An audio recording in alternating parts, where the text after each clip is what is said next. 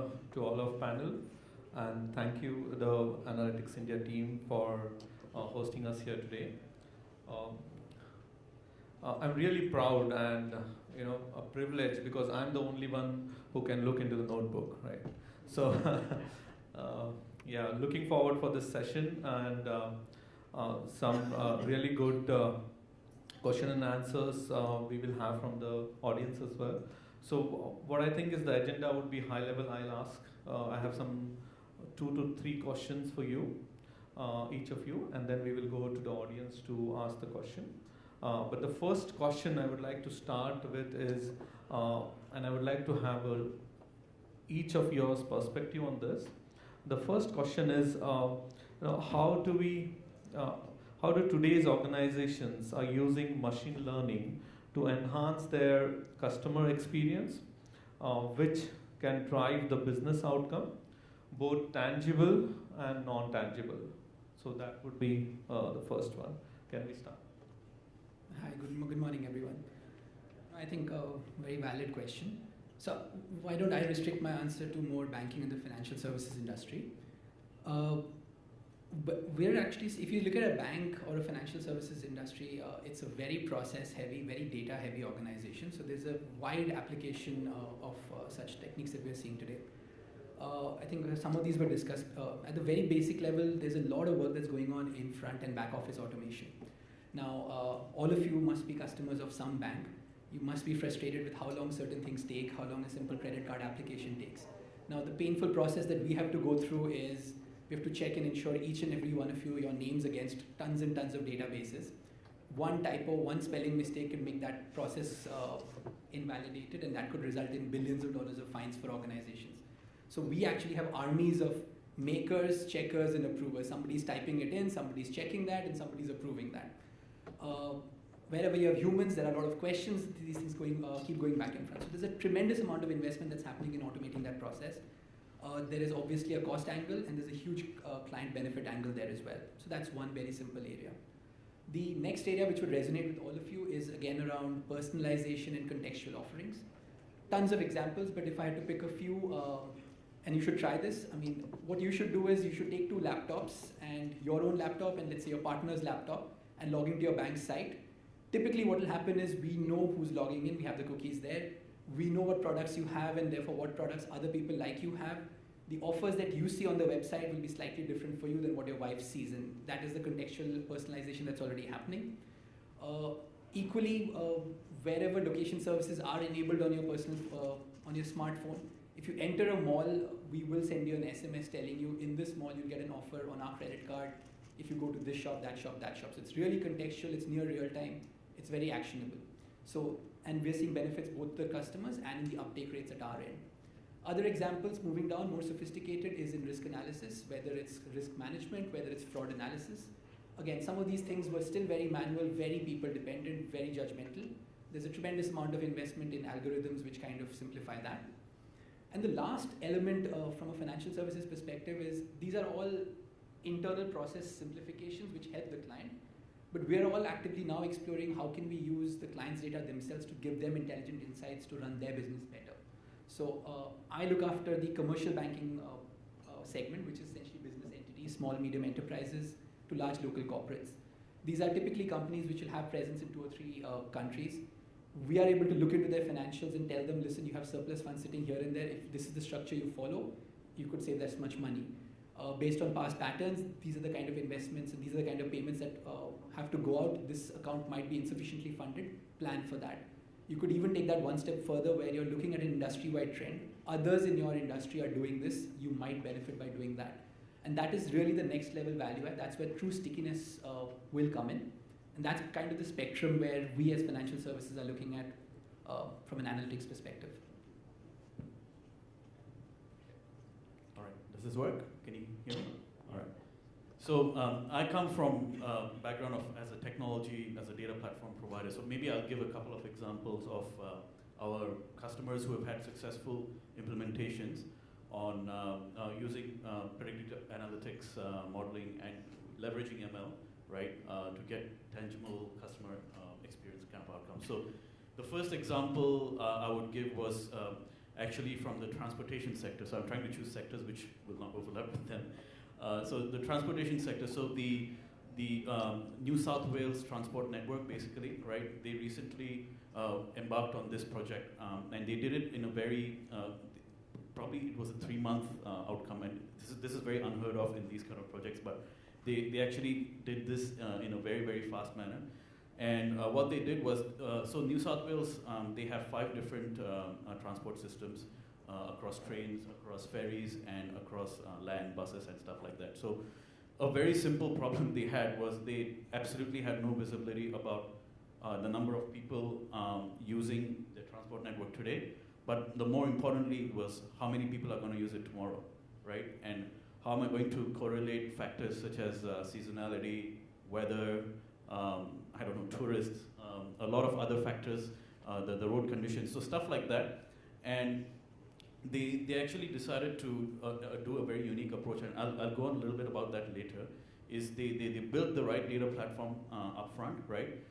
They decided that they wanted to get as many data sources as possible across, and you heard from Shelley's presentation earlier, that try to get data sources across structured, semi-structured, and unstructured all together to get a real, to get real value out of machine learning algorithms. So they actually managed to get that platform right. Then they built an algorithm based on neural networks, I think. And they got that, they had a 3-phase approach. First phase of the data platform was a couple of weeks. Second phase, 3 to 4 weeks. Third phase, 6 to 8 weeks. And they really got time to value within 1 to 3, within a month, where they started delivering some value back. And the tangible value they got out of that was every 5 minutes they get an update into how their transport network is looking today from a number of passengers perspective, but more importantly how it will look tomorrow. And they get that update every 5 minutes. And that was a very tangible business outcome that the director of the Transport New South Wales actually came out and said, this has changed their game in terms of their visibility into their own operations and being able to plan the right resources for their passengers tomorrow. So that was a very good, tangible example in the transport sector. Another example was another customer of ours. I think everyone will be familiar with Deliveroo, which is the food delivery app. I'm very familiar with it on weekends. And so they actually managed to improve their algorithms around the ability to match riders to food delivery points. Again, by taking the same approach as the transport system took, they went for a data platform that was the right data platform, and not just a data platform, but an ecosystem. It's always about choosing the right ecosystem around that, and architecting that for the future, and then building the data models on top of that. And they really shortened the amount of time and how their riders got to their customers, taking into account, again, weather data, traffic data, and all these data sets come from diverse sources. So being able to do that in one place, and they also managed to reduce their delivery times or make it more accurate over the last few months or so. So these were 2 examples from 2 different sectors of transport and food delivery. Yeah. Thank you. Thank you. Thanks. Some fantastic examples. I would say we at the company at Coca-Cola, we are catching up. We are not there. We are not that great in terms of using artificial intelligence and machine learning, but we are catching up. Everyone uses your products, so it's fine. But I love the way you frame the question non-tangible and tangible, because what happens is that what can be very tangible for me sitting as the head of analytics can be very non-tangible for a marketing leader saying, what the hell, how did I use it? What do I do about it? And I'll give you an example of how did we transform from a non-tangible to a tangible business outcome. So, I mean, something which is very famous and everybody's aware of, social media analytics, right? So we at Coke, we have actually around 40 centers where we have a full-fledged, what we call as communication interaction center hub. So the job which these guys do is basically just mine the social media data and tell us, what is happening in the market in terms of our brand, in terms of our competition brand. We use that information, we use machine learning, we create a lot of, algorithms to say that, we can predict, what would be the, equity or health of your brand going forward every month. And that was amazing work, appreciated by everyone. But then a lot of leaders came back and said, okay, then what do I do? Yes, you told me my brand health would be great going forward. What do I do? Do I ship more? Do I, tell my customers about it? What do I do about it, right? we said, okay, great. How exactly we can use that information to make sure you can take some tangible business outcomes. We went back and we said, okay, why don't we start listening to what consumers are telling us and start innovating based on that, right? So what we did is we started using all these social media, what consumers are saying us in our innovation process. I'm not sure how many of you are aware. Actually, I was talking to Deepa in the morning that in Thailand we ran a campaign in Fanta which is called as WTF, and it actually came from consumers. During Songkran period, a lot of consumers, we saw that every year they were talking about a theme of how exactly they would love to play with fruits, right? Challenge. Songkran is a big festival in Thailand. We just used that insight which consumer is telling us, and we created a big campaign and product surrounding what we call as what the fruit. And this has been a big success in Thailand. We are taking it to other parts of the world also. So it is a prime example of how what our leaders were coming back and telling us that give us something tangible. We actually engrossed that in a process of innovation, saying that okay, here is the tangible outcome which actually you can use these data for. So maybe just one example over because we have to catch up. Yeah. Oh, thank you so much. You spoke about non-tangible, right? So in any of your industries, do you actually measure NPS? Because in one of the first presentation when Shailendra was there, right, he said one of the dealer of Volkswagen increased the NPS count by 20 points. That's too much, right? And it's really good. So, and just by improving the customer experience using machine learning. So do you, in your organizations, do you see it is growing now that NPS is becoming, more of a KPI for the analytics or the marketing team? Yeah. So for Coke as a company, I would say not much. As I said, we still have to, we still have a lot of bridge to gap from what you get in terms of MPS, social media, and all other listening tools to how exactly we will kind of convert it to the business outcomes, right? What works very well for us, I have seen as a company is that if we start using all the machine learning capabilities directly into what we call as our commercial or executional end, right? That works very well, right? What happens is that if I'll give an example, what happens in Japan is that Japan is a country which we treat in our company as as an innovation engine. They do fantastic innovation every year, every now and then. They are big on vending machines, right? What they have been seeing over the past few years that for some of the areas, the vending machine sales is on decline, right? And they were not able to find out why it is declining, right? What is the cause, right? What we did is we said, okay, again, very similar to example of what you mentioned, that we actually went to the Japan government, said that can you share us with all the geospatial data of all the locations which you have, right? Which in the particular areas where we have vending machines, how many ATMs are there, how many malls are there, what is the kind of consumer profile, what is the average per capita, right? And we basically just used all that information in line with where our vending machines are to help us understand which are those factors which are helping us, actually drive volume or decline volume. And that was a very eye-opener. So any analysis which we do, which is very closer to business in terms of commercial execution, gets accepted very easily. The point I was trying to make. But anything which is like a different route where consumer are not experiencing the tech directly, we have to kind of go and push it to the organization saying that let's accept it. Great. So what is your view on that? Yeah, I don't want to avoid the question. So we do measure NPS, but the challenge when you're a bank is that there are tons of process simplifications and client innovations that you do.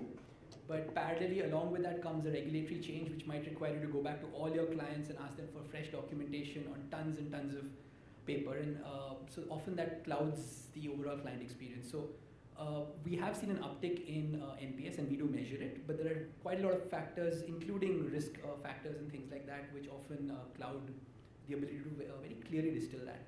What we do, however, what we are also trying to do is internally for our staff, because a lot of the analytics capabilities are deployed to clients through our frontline teams, because in our segment, it's a relationship managed segment. We have been for the last couple of years monitoring something that we've defined as net easy score. How easy is it for our guys to manage our clients and serve them? And we've seen a very significant uptick in that through a variety of initiatives that we've done on the analytics front. So yes, I mean, we do measure it, but it's a little hard for me to quantify the innovation and analytics driven client benefit right way.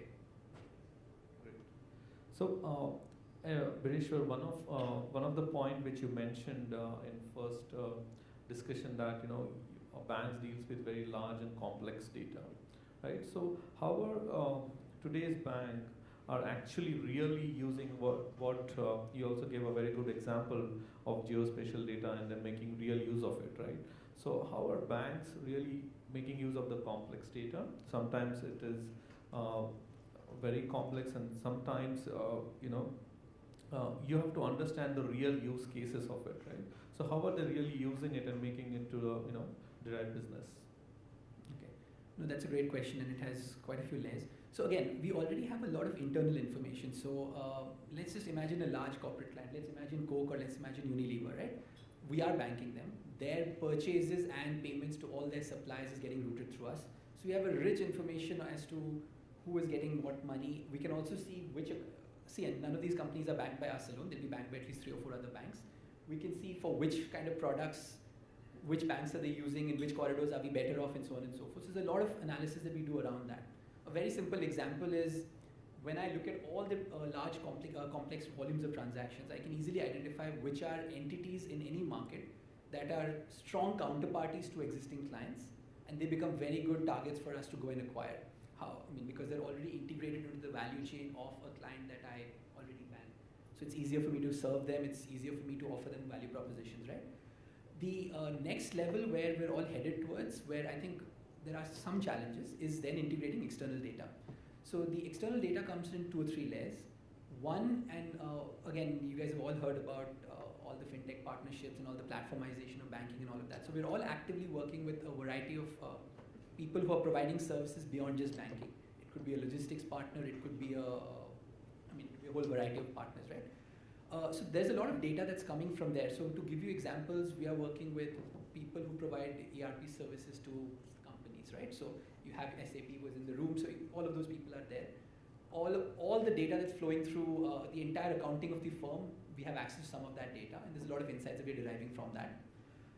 Second level is also around logistics, right? So when somebody is shipping goods, at what stage is the good? Has it left the port? Because we release payments to our people at various stages depending on where the goods have reached. Getting that information for both simplification of the payment process as well as preventing fraud. The client said he's sending these goods to market X, but is he actually using the money and sending it to market Y? And sometimes those markets are illegal markets. It could be sending it to Iran, which will incur a sanction. So you have to monitor all of that, and we're actually using data to do that. The third lens is, again, where we've seen a lot of advances on the retail side, not yet on the corporate side, but incorporating third-party data to do credit decisioning, right? Bulk of banks' credit decisioning today is based on historical financial statements. So I am looking at as an individual, your previous income statements and tax records to take a future call on your credit worthiness. And in my space, which is the commercial space, we look at last 2 to 3 years of financials, which have to be audited, which means they're already 6 to 8 months outdated, to take a $10 or $15 million financial call over the next 2 or 3 years. So it's a very, very outdated system. It's very people dependent. We've already seen in the West where the information is far richer. Banks itself are giving loans up to $1 million based on completely automated third-party data integration in 15 to 20 minutes. And the NPS scores on those are at 70, 75%. That's the direction we're headed. In our markets, access to that information is a little less rich, but all of us are actively investing in algorithms to kind of be able to codify all of that. Some examples. Wow, great. So Satchit, I have one question related to data to you, right? Because the most important factor in analytics or in machine learning, right? So it's always a challenge for any organization about the data quality, right? And about the data itself, right? And what is the architecture, what architecture we should have, because the large organization already have multiple systems in place, multiple sources in place, multiple silos team managing them, right? So it's a very tough decision for an organization to think from an overall view and think about a modern architecture. So what is your view on that? And do you suggest something? Because you come from a data engineering background, so. I'll suggest 2 different things. What I suggest to him would be maybe completely different to what I suggest to him, and what I would suggest to a food delivery app. So I wouldn't say that there is one, brush, one swoop of the brush, and you can paint every organization the same way. But definitely from a best practices perspective, what we do advise organizations is from a data platform and data engineering perspective and Shelley said this very clearly in the early presentation, that get as much of your data sources in one place as much as possible, right? The problem in the data platform, the data architectures of the past was that you used to have your structured data sets, your semi-structured data sets. Well, they used to be just structured in the past, right? But the problem now is that you're getting semi-structured data sets from all kinds of sources, social, mobile app, web, logs, right? All of them are coming in. You need, when they started coming in, a lot of customers, a lot of our users started looking at Hadoop as that golden answer, right? So then you had these structured warehouses, you have Hadoop, and then you have another place where you're landing unstructured data with videos. And so, and all of these decisions have been taken in most organizations in a siloed basis as well. One team is doing, the BI team is maybe deciding on a structured part. And so what we are advising most of our clients now is to unify the data architecture across an organization as much as possible. But if not across an organization, within a business unit, for example, try to get all your different data sets at least in one place, right? And you may have multiple instances of that, but try to get different types of data in one place, because the only way you can get value out of your machine learning algorithms, which will then be used for predictive analytics, is machine learning does not just look at one type of data, and it needs all of this, just as I mentioned in my example, to be able to get value and tangible business outcomes. So get all the data in together is what our real advice would be. Yeah. Okay, great. So one more question to you, and because in FMG sector is always the biggest challenge, or we had Shailendra said, right, the main use, or not main, the most of the use of the machine learning models is done by the campaign team or marketing team to engage with customer to get the outcome out of it, right? That is one of the measure. But what I see a challenge from a company like Coke, because you have customers who will not necessarily share the data. Someone who is buying a Coke bottle, why will he give his data, right? So, and how do you overcome this, and how will you engage with such kind of customers, right? In what he said, in a personalized way, real-time way, right? Are your organizations at least moving towards it, and what are the use cases to get all those data? Great question, actually, and that's definitely a challenge. So it has two parts of answer to it. One is what do we do about it, right? So in industry, in FMCG, a lot of FMCG companies, basically make a lot of decisions on what they call as a usage and attitude study, right? It's basically a study which we do in a traditional way, where we go to consumers and ask them all the W's. What have we consumed? Why have we consumed? With whom? And all that, right? Historically, we have been doing it mostly in a very traditional way, where you reach out to them, you go market like Philippines, you reach out to 5,000 respondents, you spend entire 4 days with them, and you spend 21 million, right? Now what has happened is that we have started investing a lot in new tools and technologies. We have started saying that why don't we get into, because the mobile penetration is high, why don't we get into what we call as in the moment diaries, right? So rather than going every day at the end of the day and asking them, okay, tell me what did you consume in the morning 8 a.m. and he says morning 8 a.m. We just give you apps to work with, and every time you have consumed something, you just put it down, right? So use technologies to your advantage, right? And then tell us throughout the 7 days, how has been your experience for consuming beverages and and food, right? And every time you feel like taking a picture, please take a picture and send it to us, right? Imagine if you do that across 5,000 respondents, across 7 days, across, this is basically a huge amount of data. We're talking about some, 200,000 occasions, right? With image, with pictures, right? Then we think that, we have the accurate and right data, but how do we kind of go and analyze it, right? That is where we partner with a lot of agencies who can do image recognition analytics, who can do, in the moment, analysis, and that is where we see the value. That's part one.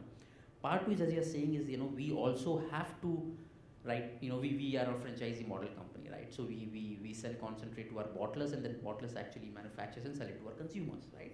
So we also don't sit on a top of a lot of data that how our bottlers are selling it to our retailers and wholesalers. That's definitely a challenge. For example, let's say in Thailand, we had big challenges in dealing with a company like 7-Eleven, right? 7-Eleven is growing, huge, and it is basically poised to be a future of Thailand, but we are struggling with them, right, over the past 2 years. So the other way to handle is that, whenever you are doing, your strategic business planning, or call it as annual business planning or long range planning, you start involving these customers with you, saying that, let's do it together, right? Let's see in it that, okay, there is some bit of profit in it for me, but there is a lot about you also. How can I help you push these categories to consumers? Because I can make money, you can make money. So the other way to collect data from them is that, engage them very early in your journey. That is where you can get access to that data. You want to say something? No, I do want to say something, because something that I think it's a big challenge, right? So all of us in this room, we all value data, and the more data we have, the better decisions we can all make, right? How do you incentivize people to do this?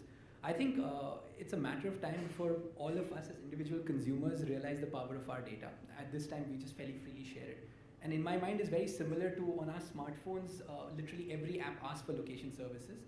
We probably switch it on for just a handful of apps like Deliveroo or the food delivery services. And we do that because or the Uber and Olas and all of that, right? Because it's convenient for us to do that. And I see private data literally going down the same path, where we will choose where we share what data with based on what we get in return. And if some companies are offering convenience, others will have to either offer superior pricing. Because I have more information, I can take better decisions, and therefore something goes down. Or it will be something else. It could be even a coupon or something. So I know that a lot of colleagues from the insurance industry here. So in Singapore, I know many of the insurance companies are offering a $5 voucher or a voucher per month if you're sharing your smartphone data with, or your smartwatch fitness app data with you, right? So that is extremely rich data. Right now, all they have is health, do you smoke or not smoke, and an actuarial data of who dies when, right, and how many health diseases happen. Now they're gonna get real-time, day-on-day heartbeat, health, all those details, and for $5 in return. So I think over time, we will have to figure out how we incentivize people, because we see value in the data. People will want to protect that. So, do you see a challenge here? Like, for example, now, today, organizations are realizing the importance of having the data, right? And you are trying to collect the data in a more, trying to get it in a structured way, right? And then something like GDPR compliance will come in place, right? So you spend a lot of money, efforts to collect the data, and then you will be restricted to use it, right? So what is the strategy, or do you think that's a bigger challenge we want to cater in future, or what is your view on that?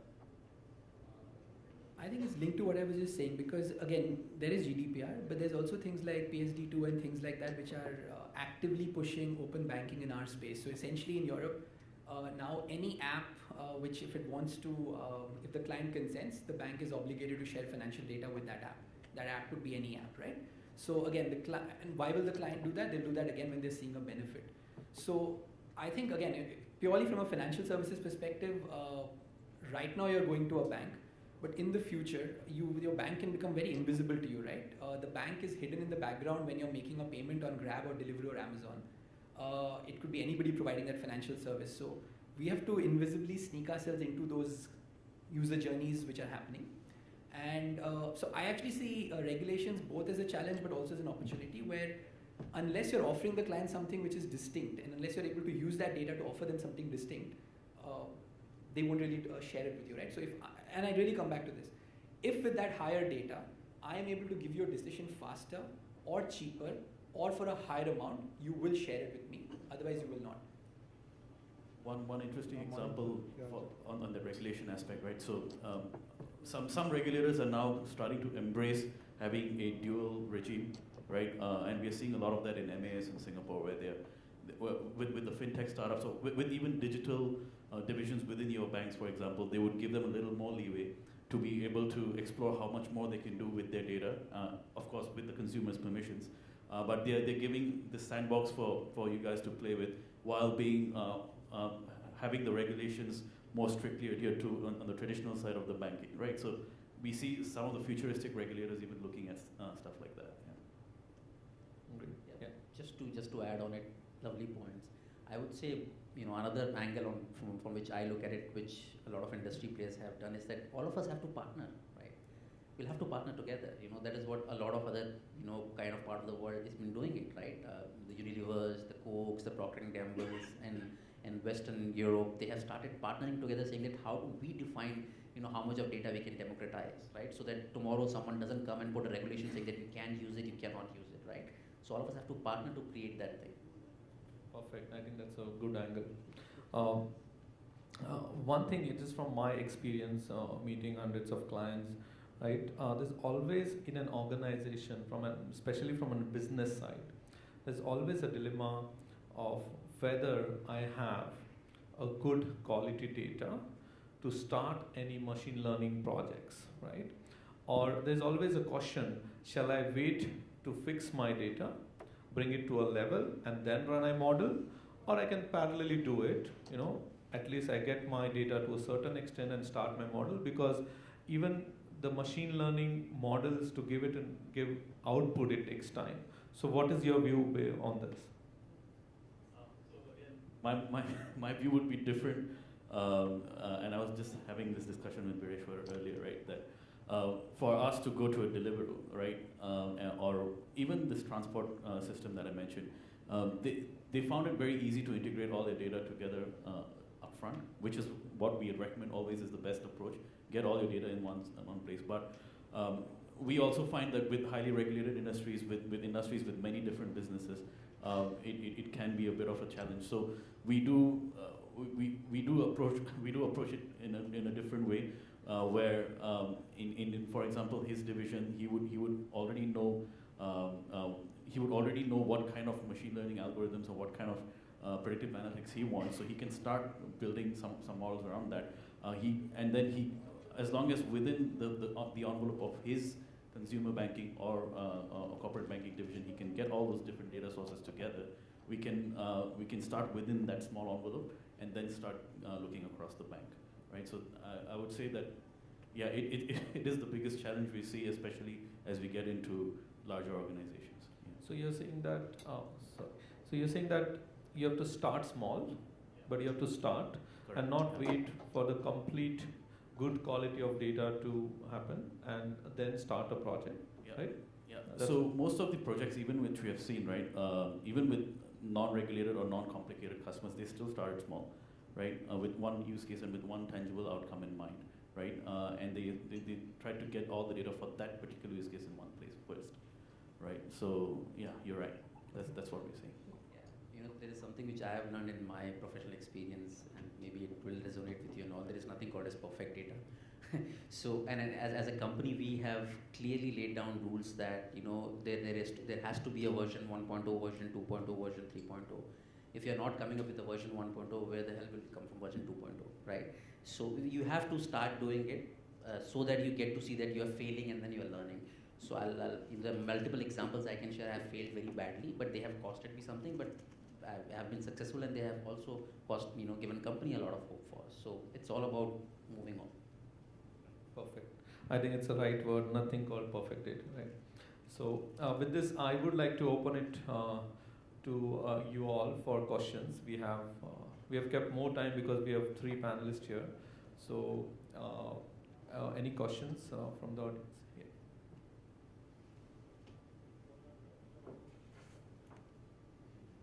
Okay, probably I'll just speak out loud. So, what I was kind of looking from this conversation was also something about contribution coming in from analytics, which is kind of measurable in the real business outcomes. So real business outcomes, typically we understand as like sales. So is there some example, some experimentation, some other analytics that you would have done on your function, which shows that this is the kind of outcome that you have to do, what kind of sales that you have to reach, or some other. So real money, right? Some real money. Right. I just forgot to introduce myself. So Babar from Facebook. Oh, okay. Yeah, Balu, I think I touched upon it. Let me, reiterate. Doing analytics which impacts sales directly, right? And we at Coca-Cola, we believe everything does impact, and that is the reason we do a lot of market mix modeling. I think Facebook also a part of that to understand, which are the drivers which are impacting sales, right? And more often or not, you will see that a lot of commercial drivers impact sales a lot more. You know, how well you are able to reach those customers, your what we call in Nielsen terms, numeric distributions or availability, or on an average, how many SKUs you are there in, kind of each of the stores, right? So there are a lot of these components which impact sales, and that is the reason one of the examples which I gave is that running a geospatial analytics, right? Understanding, okay, you know what, you have done a fantastic analysis to tell me that you need to be present in these 1000 stores which contributes 50% to the value of the category. Great. But how do I reach to that 1000 store? Currently, how many I have not reached, right? Where are these 1000 stores? That is where we do a lot of geospatial analytics to help us understand, you know what, we are talking about those kind of stores where maybe overall sales is this, they are keeping on an average these kind of products, they are mostly, in these kind of colonies, and hence I will make a decision to go and make sure I am stocked up in those stores. So these are few examples which we definitely do to make sure we go and impact the direct sales rather than keeping it non-tangible. Sounds good. Yeah. No, I think it's a very valid question. And in our case, I'll speak specifically for my division. I think at this point, we started our analytics journey less than a year and a half ago. So it's till about mid of last year, we're still pilots proving the concept and getting things going. We very tangibly track incremental revenue that we get from what we're trying to drive at. And from where we are in the projections that we have, including buy-in from our leaders, we actually see analytics contributing to about 15 to 20% of future incremental revenue of the segment by the next 3 or 4 years. And that will reflect not just in the investment that we make in data science, but also in how integrated insights from our team will be in the running of the businesses on a daily, weekly, monthly basis. So we pretty much have mapped out what the strategic priorities of the business are. By growing, we have to identify new clients, we have to deepen with existing clients, we have to bring down risk, we have to optimize coverage, we have to optimize how we allocate limits to our clients, and we have use cases now working in all of those areas. And we have mechanisms agreed with our finance teams as how we quantify the benefits from that. And again, given we are a bank and actually things like this need to get reported to regulators, it's tracked through a very painful process where we'll submit, finance will validate, another team will check, and so on and so forth. So monetization and tracking that is a very integral part of what we're trying to do. So based on my experience, I think the standard and basic use cases for monetization, right, for across the industry, one you spoke, right, we increase the stickiness by which it impacts the revenue. Cross-sell, upsell is very basic, right? Everyone is doing it. That is and it's evolving. There are, identifying the churn, reducing the impact on the revenue. All those things are very basic, which should be implemented by organizations. Any other questions?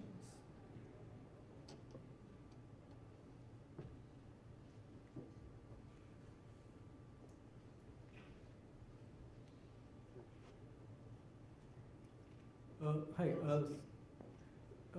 So my question was for Sachin actually. So regarding the data platform, we're talking about specifically on the cloud. Have you seen an example where banks are now actively putting internal data on cloud? Still, I know probably we're still far, but based upon your experience, since probably you're more connected than us, do you see that's happening sometime soon? It's actually happened in some banks. The largest customer of ours globally is a US bank called Capital One. I was just having this interesting conversation because Bresh was from a bank as well, right? Capital Bank is not really a bank. Correct. It's actually a technology It's company. a technology. It's more of a technology company. So again, but it's in a regulated space. So what I'm trying to say is they chose to read the regulations in a certain way, whereas some financial organizations choose to read it in a certain way. So we do have also a couple of traditional US-centric banks, I can't name them here, who are using cloud for data. So what Shelly said earlier, right? Use the cloud. They have actually embarked massively on that journey.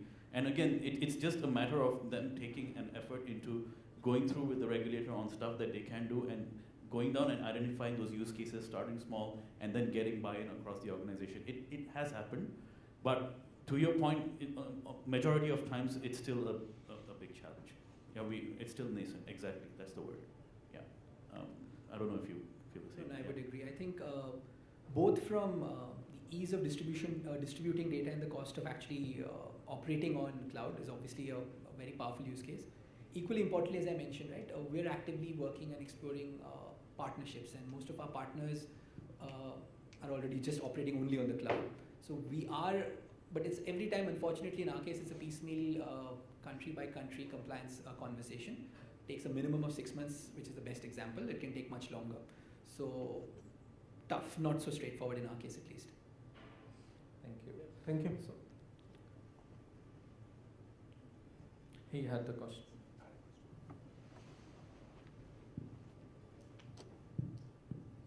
Hi everyone, I'm Balaji from Tetra Pak. I have a couple of questions. The first one is on the skill set. Especially we hear like data scientists are the mathematical experts building these things, and we all talk about business outcomes. So in the example you just gave from the Coca-Cola, there were a lot of people churning the social media insights, but there is someone taking a decision that yes, this insight is going to become a W2F or something like that. So this is the tipping point where actually the data or information becomes an insight or an actionable case, right? So how do you approach this scenario? Are there people from business partnering with data science as part of their journey? Or, you know, otherwise it becomes like two apples and oranges, right? So how do you go through this? What is the change management impact you find for the existing workforce? No, brilliant question, actually. Yes, very important, I feel, that to bridge that gap between what is happening with data, information, and insights, right? Because for me, it starts with data, then it becomes information, and then you're getting insights. But actually, a big part of our job is actually to make sure that insights is acted on, right? So it's a process, right? Data, information, insight, and insight being acted on. Because a lot of time you create great insights, and that also is not acted upon, right? So the way right now we are doing in an organization, and I see a lot of organizations doing it, is basically, yes, you have a clear bridges, right? So data scientists can do certain job, right? And if someone is interested to take it to the next level of saying that, you know what, they can churn out insights, we are more than happy to actually ask them come back to us and present us, right? But we have an internal team in place who actually works very closely with the data scientists to say what to look for, right? And I can give you a very tangible example for that. In Philippines, you know, we didn't had that team for a long time because of, you know, certain issues with investment. And data scientists was churning out report, and they were just throwing reports to us. And for a year, there was something coming up in the report, which in Filipino they called as, you know, like soda, like energy drinks. In Filipino it is called as sarang soda, sarang energy drinks. It was coming for a year, right? But nobody had the eye to actually say that, you know what, this data or information means something, right? The moment we actually created a team, business team, which will work very closely with the data scientist team, the very first thing they did is they picked that up, saying this has been coming every month on month for a year. What does it mean? It means that consumers are asking that they would love to have a product which is not an energy drinks, which is neither a soda, which is somewhere in between. And, you know, based on that work, very recently we have launched something in Philippines called as Thunder, which is not an energy drink, which is not in soda. So it's a prime example of why it is very important for a business team to always sit on top of what a data scientists are doing, not to undermine their job, but to kind of enhance their job, right? So extremely critical and great question, and that is why I would say that we will not lose our jobs.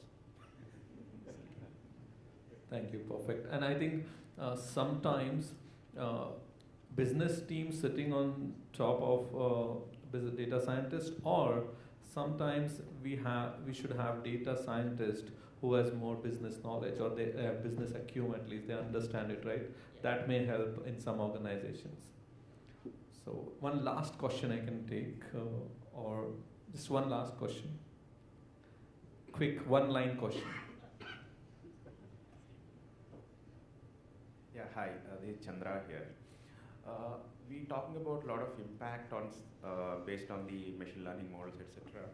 But we did a POC and we got the buy-in from business, but at some point of time it may fail. So do we have any use case? It fails in a implementation stage, and okay, because of these reasons, this fails.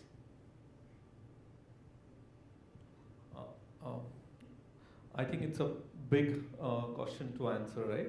And we just have 30 seconds.